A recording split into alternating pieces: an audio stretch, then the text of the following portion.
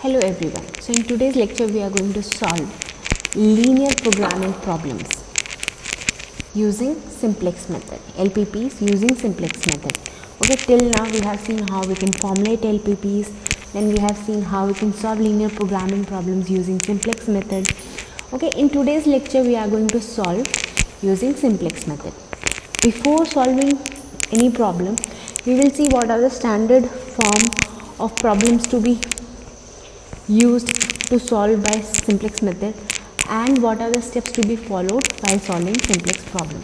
Okay, so first thing is the standard form is the baseline format for all linear problems before solving for the optimal solution. There are three requirements.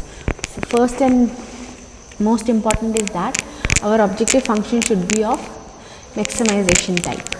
Okay, so the problem, if it's in minimization form, we will convert into maximization form. Okay, then all the linear constraints, okay, must be less than or equals to format.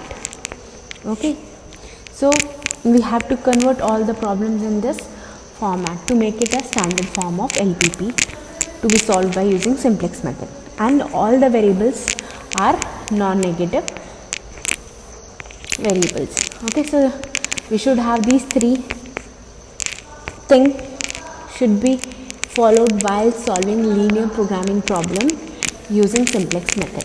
Okay, so this is the basic standard form of our problem. So now we are going to see the steps involved in finding solution with the help of simplex method. Okay, so first step is to form our standard problem, convert given problem in the form of standard problem.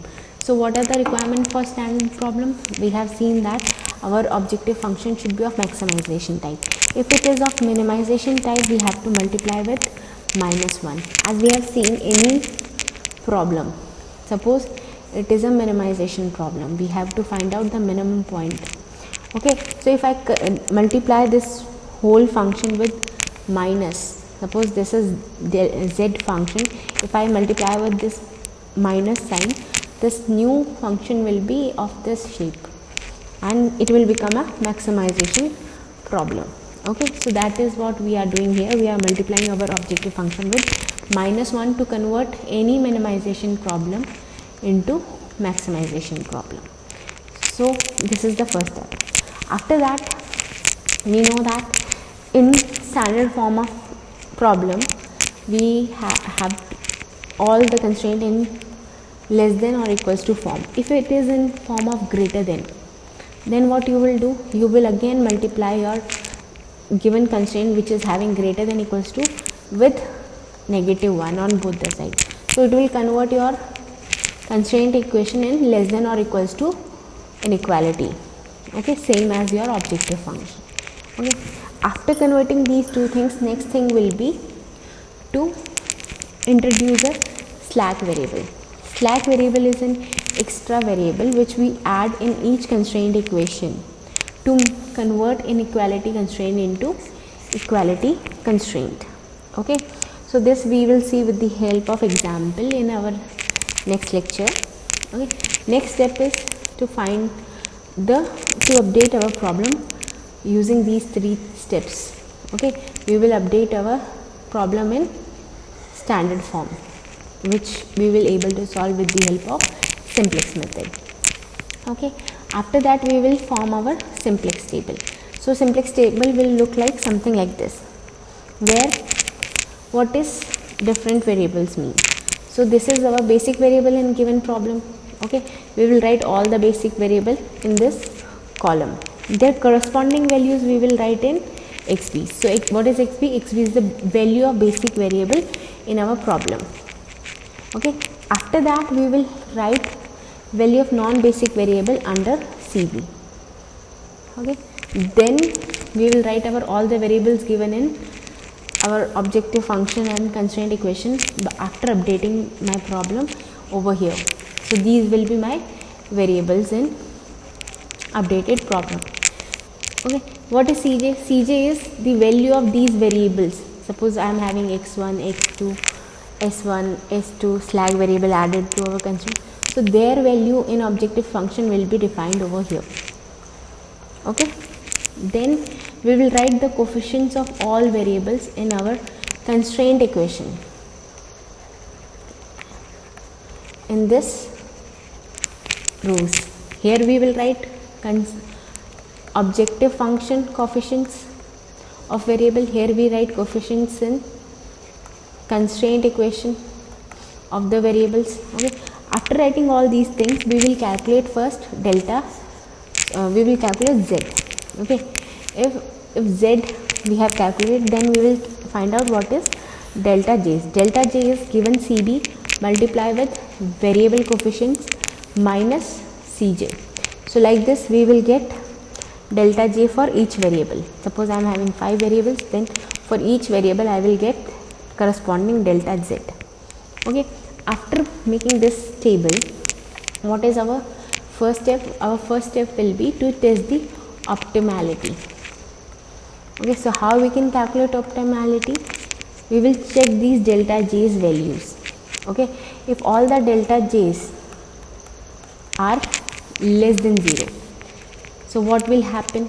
If delta j's are greater than 0, what will happen? Okay, so we will see this in our step number 5 to check the optimality of any problem. If all the delta j's in this rows are positive, then we will get feasible solution. That value of z is our feasible solution.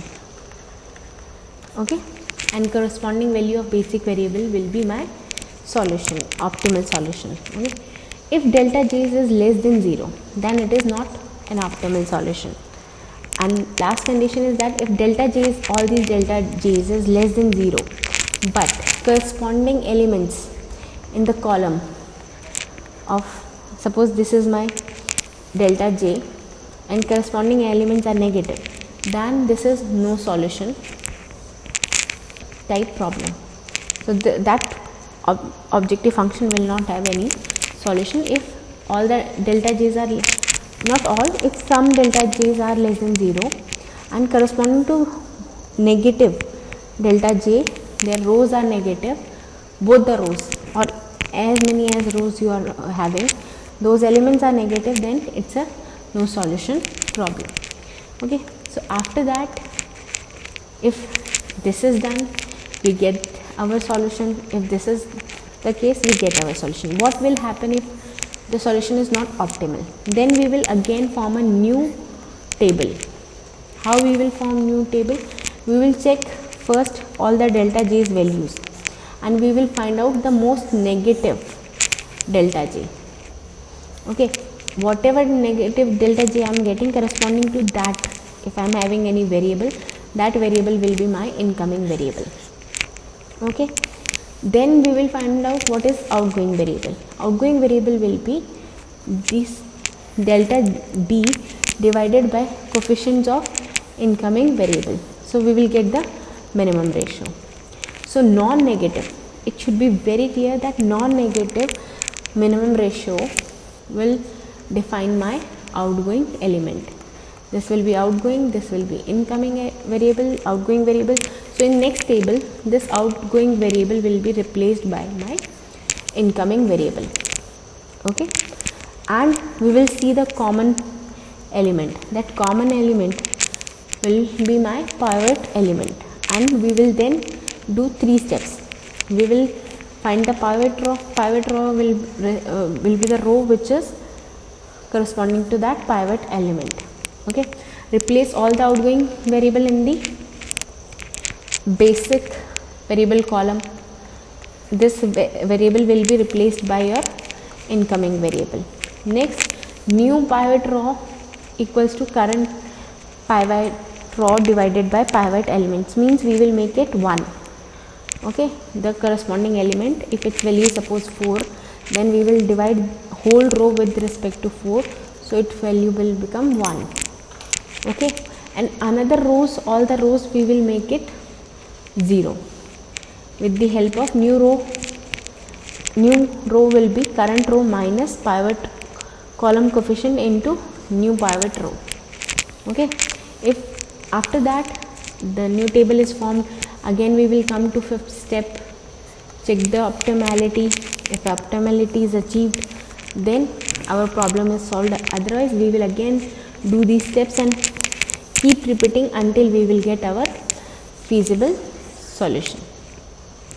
Okay, so these are some basic steps involved in the solution of simplex method. Okay, in next lecture we will see the different types of examples in coming lecture to solve with the help of simplex method. Okay, so that's all for today's lecture. Thank you.